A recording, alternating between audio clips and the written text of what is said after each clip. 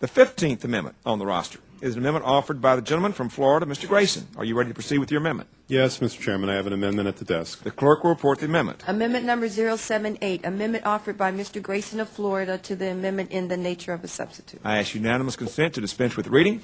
Without objection, so ordered. I recognize the gentleman for 5 minutes to explain his amendment. Mr. Chairman, the fundamental purpose of this amendment is to extend and expand research on the effects of these spills on the human beings who were assigned to clean them up.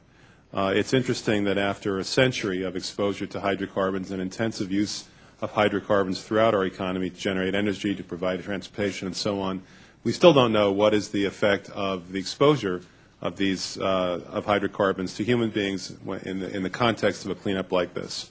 Recently, some people who were involved in the cleanup of the spill in the Gulf were instructed not to wear respirators because that might imply that they needed them.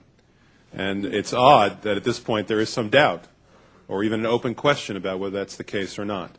We've had many, many anecdotal reports at this point of people who are doing this kind of work who have been exposed to these fumes and to these toxic elements, and as a result of that have already gotten sick.